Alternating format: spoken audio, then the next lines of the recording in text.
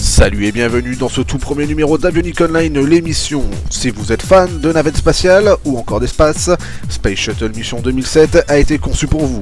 Développé par Exciting Simulation, Space Shuttle Mission 2007 nous offre de vraies sensations tout en étant bien assis devant son écran. Nous reviendrons en détail sur ce nouvel add-on quelques jours après sa sortie. Après un très long silence depuis la sortie de Flight Simulator 10, l'équipe d'Ariane Studio n'avait rien sorti de vraiment nouveau. Depuis l'apparition le mois dernier d'un nouveau 737 développé pour FSX, nous testerons ce tout nouveau produit d'Ariane déjà très prometteur. Après une longue attente, les non-détenteurs de Flight Simulator 10 Acceleration Pack vont pouvoir se frotter les mains. Le Service Pack 2 est désormais disponible en téléchargement, alors qu'y a-t-il de nouveau? Est-ce une solution miracle de correction de bugs sur FSX?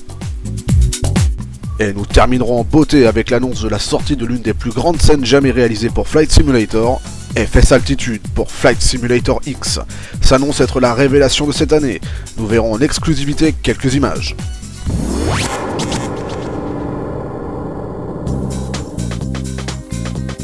En 1991, alors que le début des simulateurs avait commencé à percer avec notamment les premières versions de Flight Simulator, le monde du PC voyait un nouveau style de simulateur avec des navettes spatiales.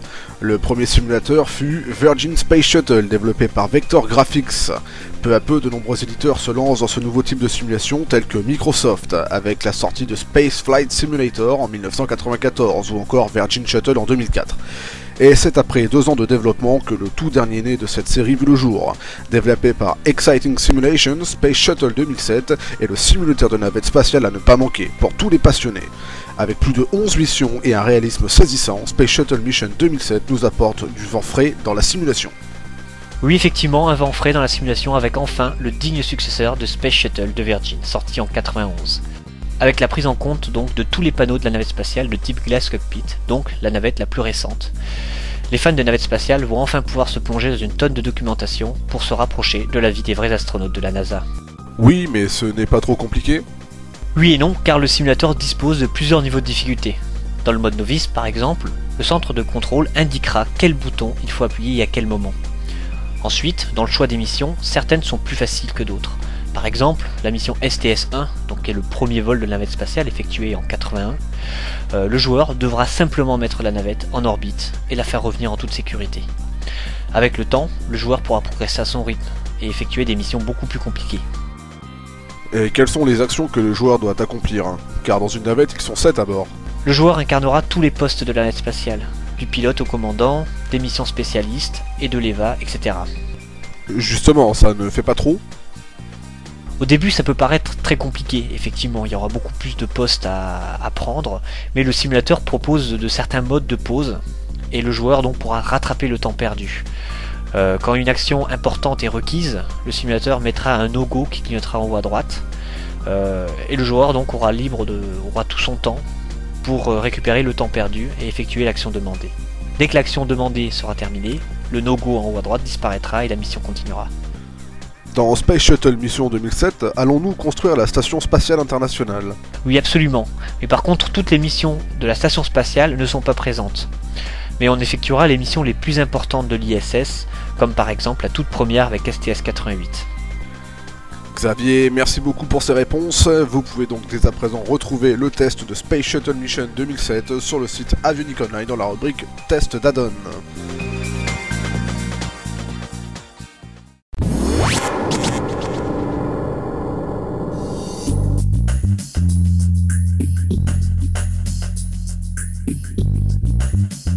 Ariane est de retour sur le devant de la scène avec son nouvel add-on 737-900ER avec l'intention de conquérir le ciel de Flight Simulator X.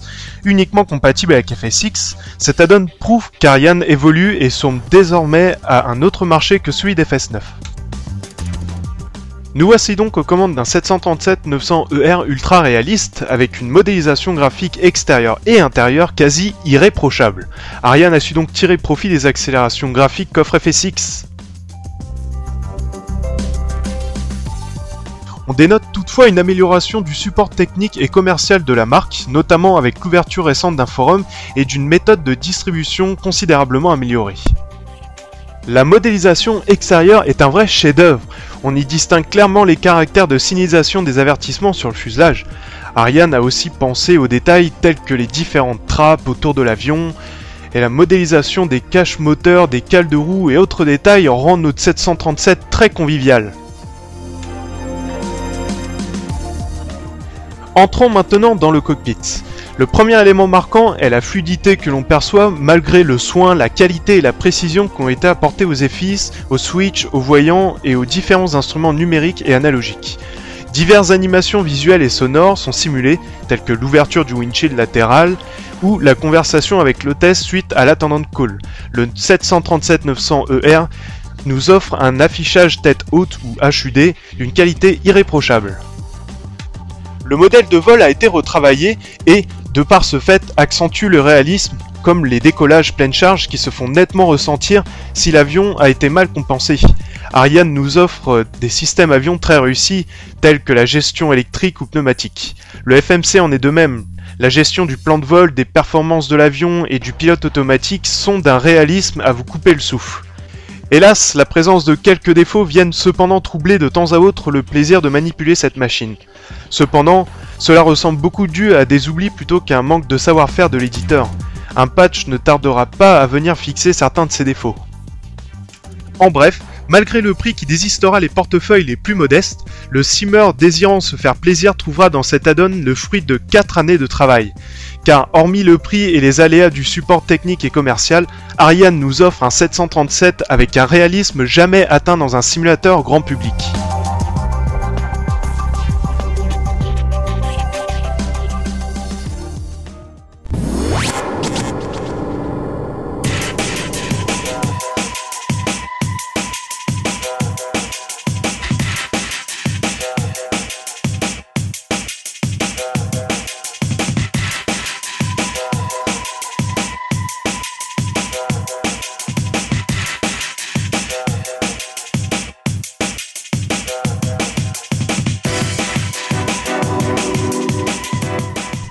Alors, il s'agit là d'un cadeau de la part de Microsoft, car le Service Pack comprend des mises à jour majeures dans le comportement du simulateur, comme par exemple la fameuse prise en charge de DirectX 10.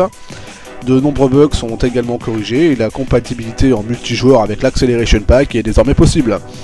Mais attention, il est conseillé d'installer le Service Pack 2 sur une configuration propre afin d'obtenir de meilleures performances.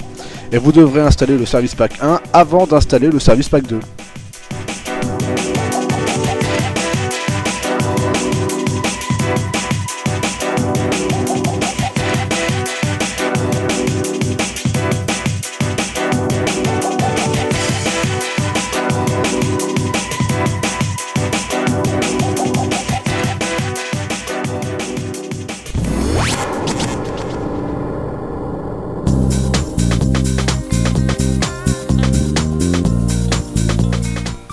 L'équipe de FS Altitude est fière de vous présenter son tout premier produit sorti le mois dernier.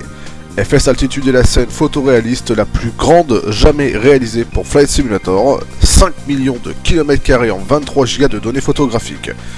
Ce premier produit couvre la partie de l'Europe de l'Ouest et vient directement s'appliquer sur le FSX Mesh par défaut pour remplacer le Land Class répétitif à haute altitude pour un rendu plus cohérent et plus réaliste du terrain. Cette couverture photoréaliste est entièrement compatible avec d'autres add-ons préalablement installés sous FSX qui restent activés en basse altitude. Voici en exclusivité quelques images d'FS Altitude. Voilà, Avionics Online, l'émission c'est terminé pour ce mois-ci. Merci à toutes et à tous de l'avoir suivi. On se retrouve le mois prochain pour vous faire part de l'actualité aéronautique et des produits pour Flight Simulator. Surtout, n'hésitez pas à nous faire part de vos suggestions et commentaires sur les forums d'Avionics Online. A très bientôt, bye bye.